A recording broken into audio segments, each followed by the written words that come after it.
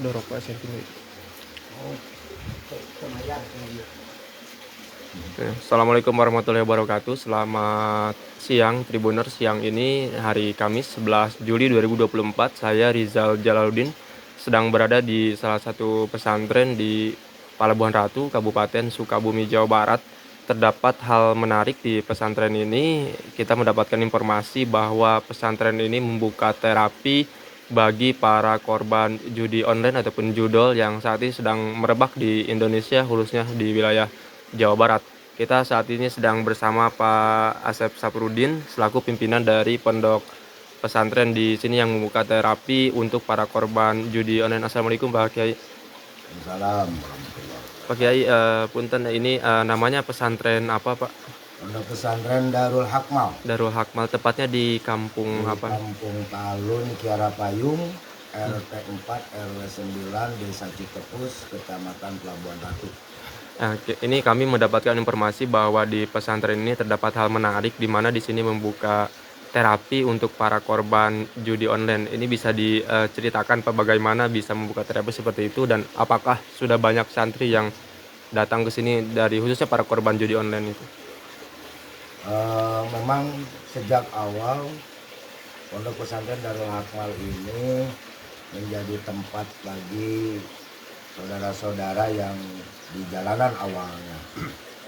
Apapun itu yang menimpa masyarakat atau yang terjangkit penyakit masyarakat, kita memiliki satu metodologi untuk terapi, baik yang narkoba, kemudian problematika sosial lainnya, terutama yang sekarang merebak. Sebenarnya sudah jauh-jauh hari kasus ini sering terjadi, yaitu korban judi online atau bahkan korban pinjaman online. Nah, itu kami pun menyediakan terapi itu karena memang tidak hanya dari sisi rohani kita memahami itu, tetapi juga kita coba problematikanya berawal dari mana akarnya. Nah, sehingga kami pun mencoba, kalau orang bilang, kita coba brainwash dulu. Karena memang kasus seperti judi online atau pinjaman online atau apapun itu bentuknya, sebenarnya ada beberapa pilar yang harus diruntuhkan dulu. Yang pertama itu adalah harus memutus mata rantai. Nah, makanya di sini kalau yang korban judi online atau pinjol itu, kita tidak diperkenankan untuk membawa handphone dulu dalam beberapa waktu untuk memutus mata rantainya, ya kan? Kemudian kita coba beri pemahaman secara ilmiah tentang bagaimana permainan di online, baik berbentuk judi ataupun berbentuk apapun itu. Kebetulan karena background pendidikan saya dari teknik informatika, jadi sedikit banyak saya paham tentang itu, dan coba kita beri pemahaman dengan baik kepada mereka sehingga mereka paham secara keilmuan juga. Nah, setelah dia paham baru kita melakukan terapi, karena mindset itu harus dirubah dulu. Nah, setelah perubahan mindsetnya muncul dalam pribadinya, kita coba baru beralih ke arah yang bersifat rohani. Karena walau bagaimanapun, karena mereka memiliki kekosongan rohani. Nah, di kami di sini dengan metodologi zikir, dengan metodologi kemudian dawam sholat sunnah, kemudian kita mencoba juga dengan metode-metode yang lain yang sehingga dia lebih terisi rohaninya, lebih terisi kolbunya, sehingga relatif dalam waktu pengalaman kami di sini dari yang sudah ada, yang tercepat itu 42 hari. Nah, alhamdulillah dari beberapa kasus yang pernah ada di sini, ada yang 42 hari, ada yang 60, ada yang 3 bulan, ada yang setahun setengah, bahkan ada yang sudah cukup lama di sini ikut, itu sudah hampir 3 tahun di sini. Dan tidak hanya itu, kami juga mencoba memberikan ruang, karena rata-rata korban itu secara finansial terkuras habis. Nah, kami di sini juga memberi pemahaman bahwa untuk ketahanan finansialnya kita coba didik supaya mereka punya skill. Ya. Kami punya cold storage, kami punya pengolahan hasil tangkap ikan, bahkan kita juga punya lahan-lahan produktif yang lainnya. Artinya kalau mau mendapatkan finansial secara baik, halal dan thayyibah, kita arahkan juga. Sehingga tidak hanya dididik atau diterapi secara psikologi, tetapi juga diterapi secara ruhani, tetapi juga kita menterapi secara lahiriah bagaimana mengembalikan, memulihkan kondisi finansialnya. Itu yang memang kami desain seperti itu. Nah, untuk para korban judi online sendiri memang dari secara kasat mata ataupun secara fisik kondisi mereka itu terlihatnya bagaimana sih? Sebetulnya kalau dari segi secara fisik itu tidak nampak dan sepertinya baik-baik saja. Tetapi kalau dilihat dari segi ruhani atau dari segi psikologi itu nampak. Nampak sekali bahwa mereka akan cenderung lebih seperti orang apatis, kemudian orang yang frustasi. Maka tidak heran ketika para korban itu larinya bunuh diri, stres, depresi, bahkan sampai gila. Itu memang begitu karena yang diserang itu kan bukan fisiknya, tapi otaknya, gitu. Nah, dia disibukkan dengan otak yang berputar. Artinya berputar itu tidak memiliki ujung siklus. Dia pasang harus menang, dia pasang harus menang, udah di situ aja. Tidak ada final siklusnya. Beda ketika kita usaha. Kalau kita ngemodal, kita usaha, ada untung, untungnya untuk apa? Untuk anak istri, itu kan finalnya. Untuk ibadah itu final. Tetapi kalau yang judi itu kan tidak punya final. Pasang, menang, itu tidak berujung. Akhirnya menumpuk problematika itu di dalam dirinya. Nah, kalau sudah menumpuk seperti itu, jelas akan berpengaruh terhadap psikologi dan rohani.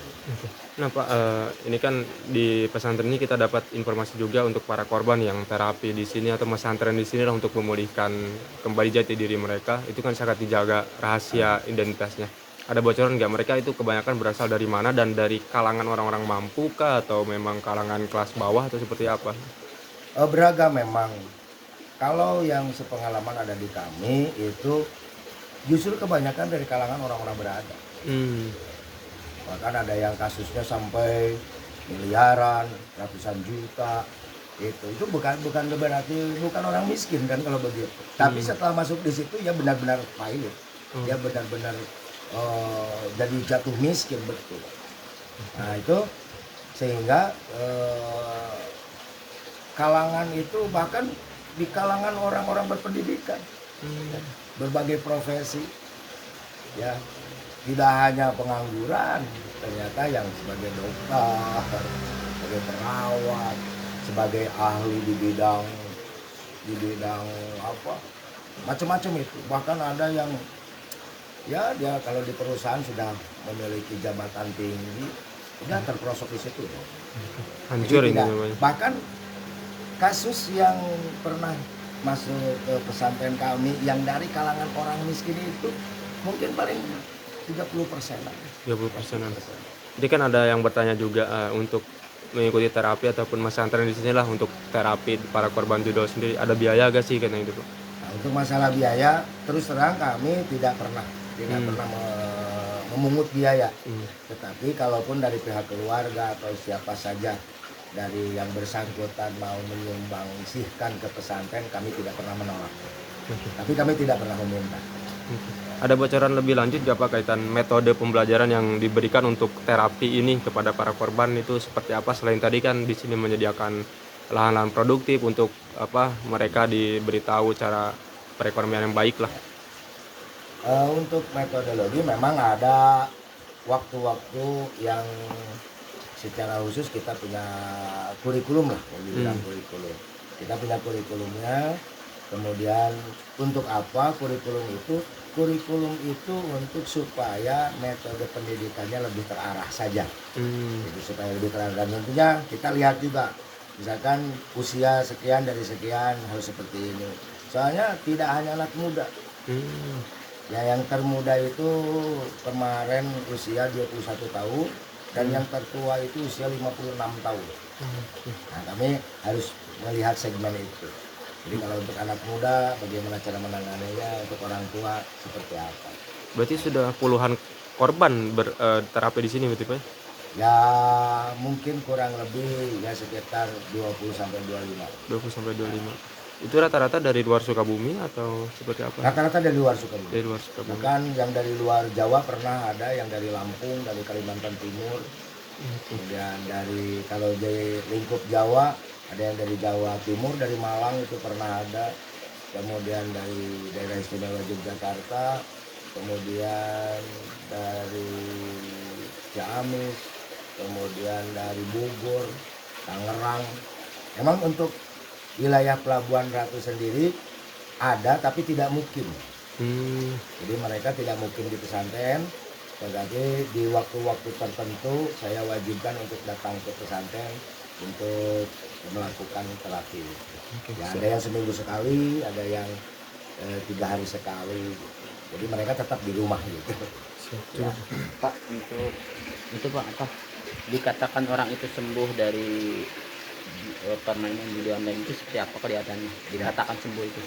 Nah, untuk indikator kesembuhan itu memang sulit ya, sulit karena itu ada minat yang tersembunyi di dalam dirinya. Tetapi paling tidak dia memiliki kesadaran bahwa bermain itu hukumnya haram. Itu yang paling penting.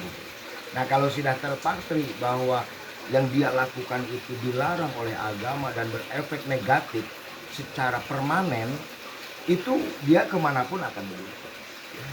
Jadi misalkan kalau dia wah sudah ini benar-benar secara agama juga dilarang, secara sosial juga merugikan dan lain sebagainya, itu dia dimanapun berada pasti itu. Nah, itu diantaranya satu indikator bahwa saya bilang sudah mungkin 90 sampai 80% dia punya kesadaran tinggi bahwa itu tidak baik. Baik, Tribuners, itu keterangan dari pimpinan Pondok Pesantren Darul Hikmah kaitan terapi untuk para korban judi online. Baik, sekian dulu yang dapat saya sampaikan. Rizal Jadi melaporkan dari Palabaratu, Sukabumi, Jawa Barat. Jangan lupa like, share, dan tonton video Tribun Jabar. Terima kasih.